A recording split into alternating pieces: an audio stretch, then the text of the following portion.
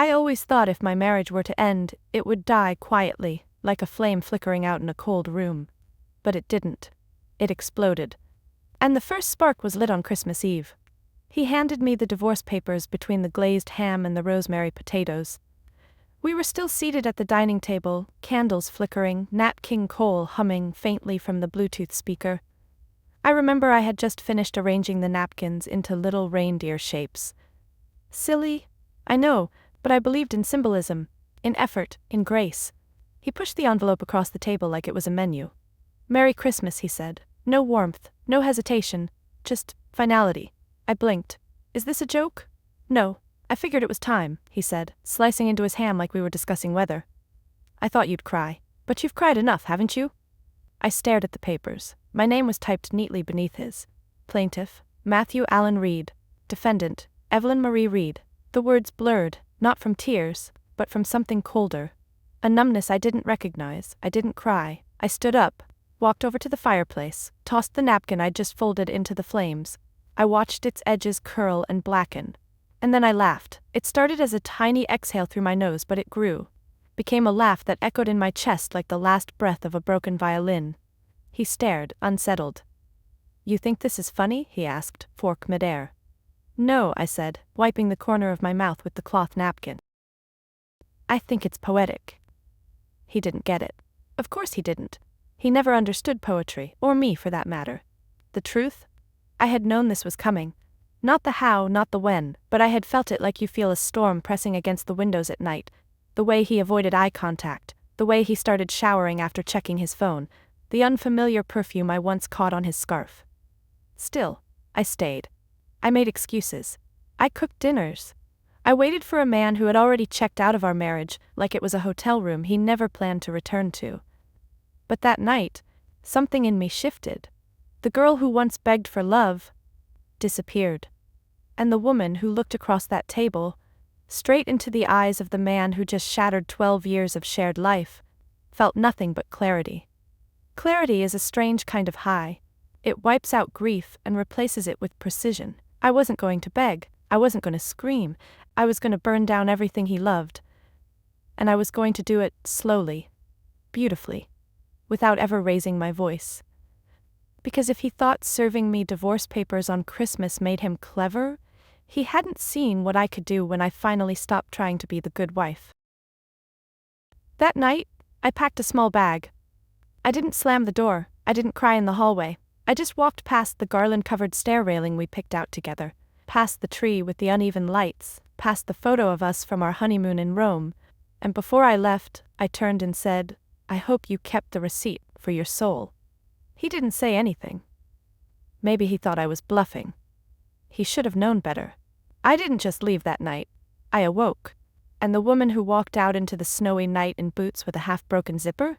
She wasn't running. She was planning. It's funny how people assume you just become bitter. As if it happens overnight. Like one day you're humming while folding laundry and the next you're plotting revenge in your bathtub with a glass of wine. But bitterness isn't born. It's built. Layer by layer. Dismissal by dismissal. And I was a damn masterpiece. I wasn't always this version of myself. There was a time I was softer, hopeful. The kind of woman who believed that loving someone enough could make them stay. Before the house, before the brand-name dinner parties, before I gave up my last name to fit neatly under his, I was Evelyn Green. And Evelyn Green had plans. I studied interior design because I believed space could heal people. I used to sketch layouts for women's shelters when I was 20. I interned for a nonprofit that helped veterans remodel their homes after injuries. I believed in light, in open spaces, in restoration. But dreams don't pay mortgages, or at least that's what his mother said at our engagement dinner. "You're marrying my son, not a fantasy," she smiled, sipping her wine. "Try something more realistic." And just like that, little by little, Evelyn Green became Mrs. Reed. No more nonprofit gigs, no more sketches, just catering orders and dinner tables set for his clients. I designed the entire first flagship showroom for his furniture business, but you won't see my name on any of the press releases. That went to his creative director, a 24-year-old intern who once asked me if eggshell was a food. I traded sketches for spreadsheets, passion for patience, Every time I brought up opening my own boutique studio, he'd pat my hand and say, "Let's focus on the big picture, babe. The company's growing. You'll have all the time in the world after." After. After. A word that felt like a promise, but was really a leash. And I wore it well, smiling at his family's galas, even when his sister called me a bit rustic. Laughing at his father's jokes about how he saved me from renting apartments with stained carpet. I swallowed it all, until I was full of nothing but them. The breaking point wasn't the divorce papers. No, that was just the final nail. The real crack started a year earlier when I showed him a concept I'd been quietly working on, a sustainable design plan for community housing. I even had 3 interested investors. He looked at the documents for a full 10 seconds, then pushed them back across the table. "This is cute," he said, "but you really want to get distracted now? We're finally turning a profit." Cute. That's what he called 5 months of research, sketches, sourcing, budgeting. That's what he called me. Cute. Like a hobby. Like a puppy trying to play CEO. I should have walked away then, but I stayed because I wanted to be seen, because I believed that one day he'd remember who I really was. Spoiler alert? He didn't.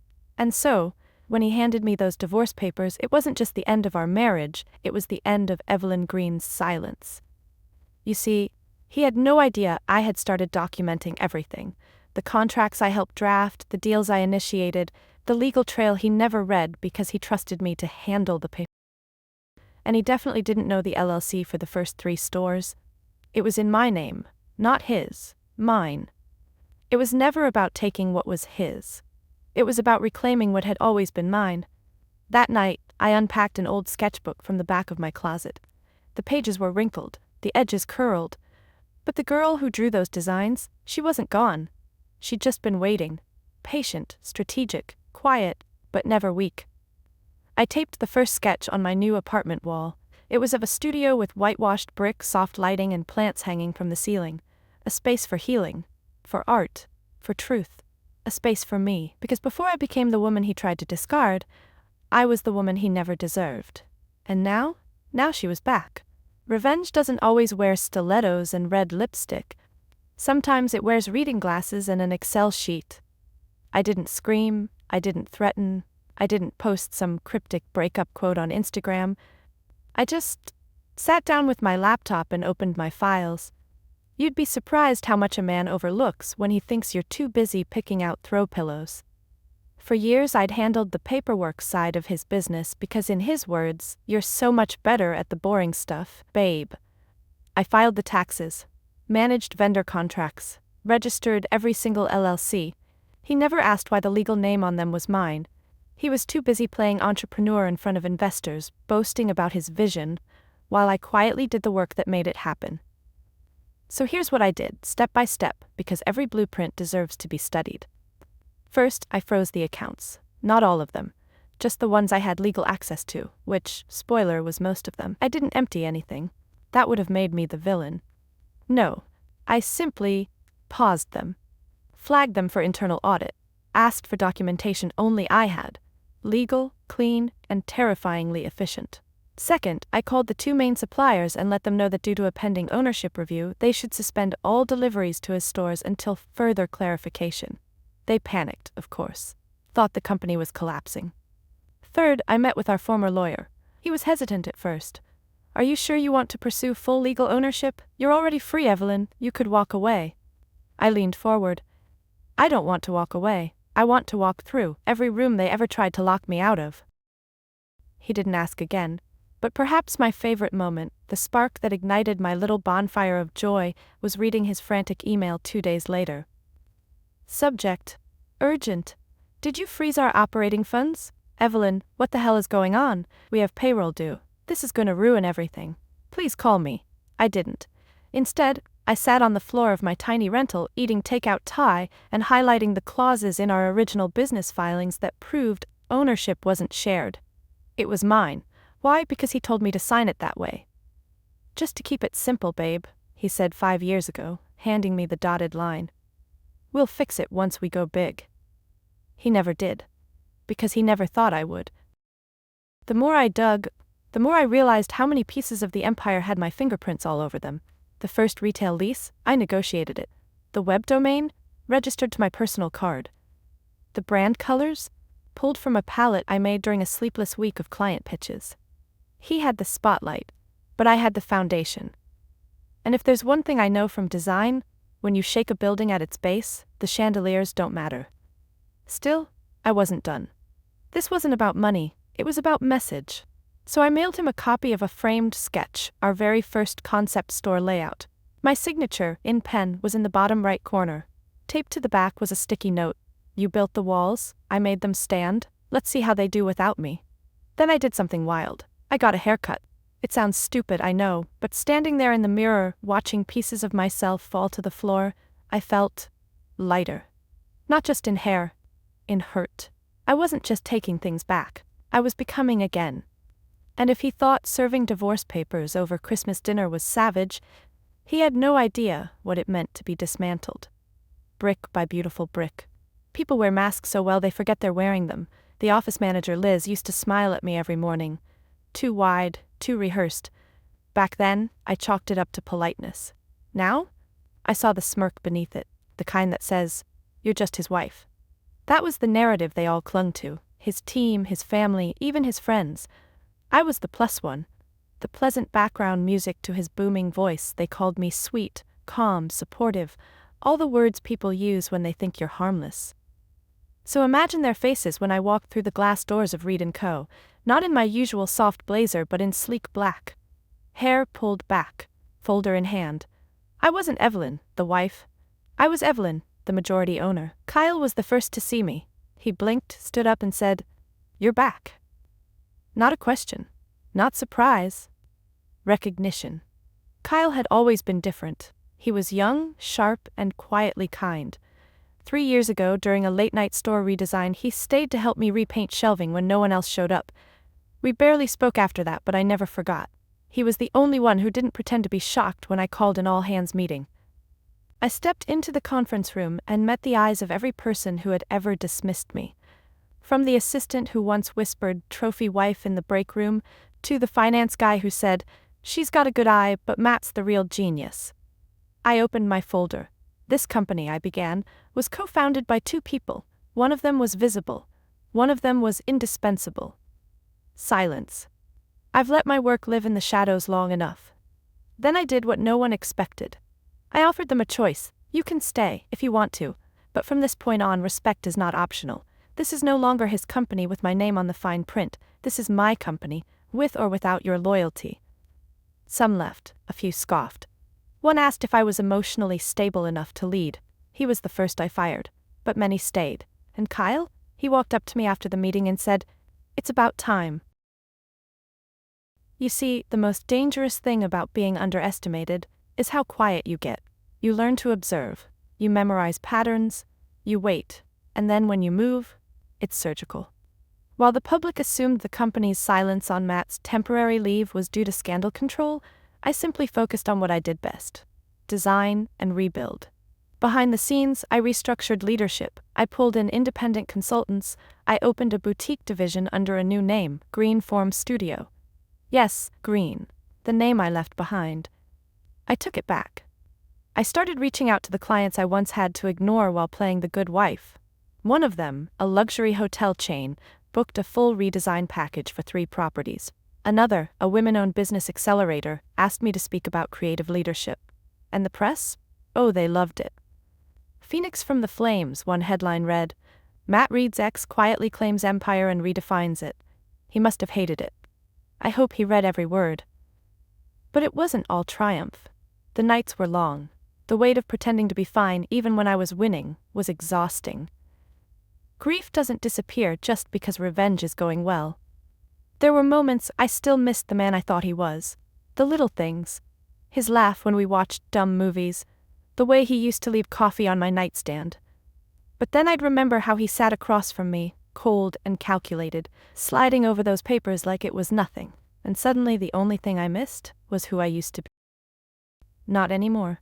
Because every time someone tried to reduce me to a footnote in his story, I reminded them, I was never the background, I was the blueprint. I hadn't planned on going. The man was never kind to me, not in words, not in glances, not even in silence.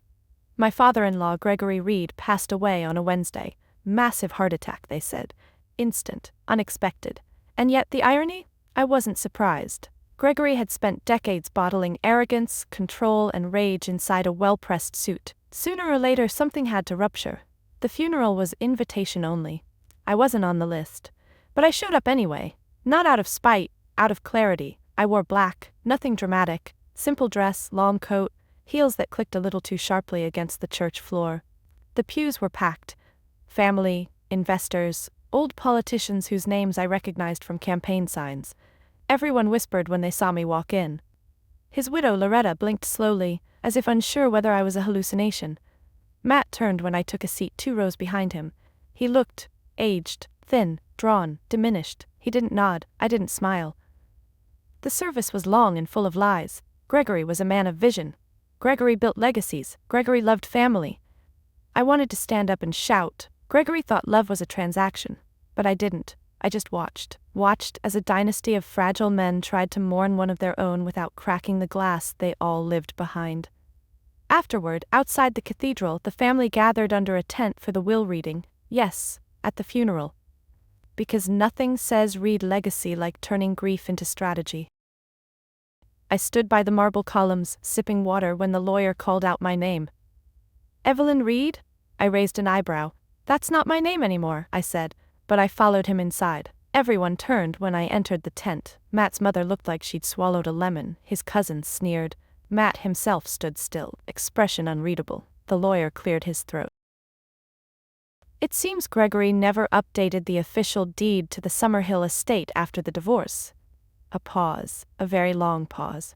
In fact, he continued, flipping through papers, the property remains in Evelyn's name, having been signed over to her upon marriage and never legally transferred. Back. Gasps. Whispers. Matt took a step forward. That's not possible. It is, I said, producing the file folder from my coat. Would you like a copy? The Summerhill estate, their family's pride. A sweeping piece of land with an ocean-facing cliff, passed down through generations. I had never wanted it. I just kept it. Gregory signed it over as part of some tax trick years ago, thinking I was too naive to notice. But I noticed, and I never gave it back. I'll be donating the property, I added calmly, to a foundation for female entrepreneurs. The land will house an artist residency and design program, free for women who've left controlling marriages. Silence. Then someone, God knows who, clapped. Just once. Sharp, cutting through the heavy air like lightning. I turned to leave, letting the moment hang like a firework right before the crack. But before I walked away, I leaned toward Matt. I kept the house, I whispered. Not out of revenge, but because I knew, one day, you'd finally understand what it feels like to be powerless. I walked away before he could answer. Outside, the wind smelled like salt. The sea crashed against the rocks below Summerhill, like a metronome keeping time for all the generations of women who'd been told to sit still and smile. I didn't smile that day. Not exactly, but I breathed. Fully. Deeply. And for the first time in years, the air didn't burn on the way in. Some mornings, I still wake before sunrise. It's a habit I picked up in the early days of building something from ashes, when sleep felt like a luxury I hadn't earned yet and silence was the only place my thoughts could breathe. But now, I wake early for a different reason. Peace. My studio is 3 blocks from the ocean. It's nothing extravagant, exposed brick, second-hand shelves, the scent of eucalyptus oil and sawdust, but every inch of it carries fingerprints I recognize. Mine. And hers. The woman I used to be, the version of me who once held back, quieted herself to keep the peace. She lives here too, not in shame, but in victory. Greenform Studio opened quietly without fanfare. I didn't need headlines, I needed truth. We launched with 3 artists in residence, then 7. Now we're booked for 18 months in advance. We don't just design furniture, we rebuild women. Some of them come in broken, some come angry, all of them leave stronger. And I no longer apologize for taking up space. Matt tried to contact me twice after the funeral. The first message was cold, the second, softer. I didn't respond to either. Some stories don't need sequels, but I did run into him once, randomly in a bookstore downtown. He was thinner, grayer, alone. He tried to smile. You look happy, he said. I am. He didn't ask how, he didn't need to, because everything he ever tried to claim, control, or erase was now standing in front of him, untouchable. After he left, the young cashier whispered, "Was that your ex?" I nodded. "Wow," she said, wide-eyed. "That must have been awkward." I smiled gently. "No, honey. That was closure." It's strange how healing works, not in fireworks, but in flickers, a deeper breath, a quiet night without replaying old scenes, a moment of laughter that doesn't come with guilt. And sometimes it's in tiny victories, like watching one of our interns sign her first big contract, tears in her eyes, whispering, "I never thought I could do this." I always tell them the same thing: you can. You just forgot who you were. Because that's what this was always about, not destroying him but remembering me. And if you've ever been made to feel small, by a partner, a boss, a family, a world too eager to quiet your voice, then I hope my story speaks to you. Not because it ended with triumph, but because it began with pain. And still, it changed. You can start over. You can start after. You can start today. All it takes is one moment, one sharp, broken Christmas night, and the courage to say, "This is not where my story ends, it's where I begin." If you've ever had to rebuild from betrayal, or if you're still finding your way out, know that you're not alone. Leave a comment, share your story, or simply drop a "ah" to let others know healing is possible. And if this resonated with you, hit subscribe. Because sometimes, the most powerful thing we can do is keep telling the truth.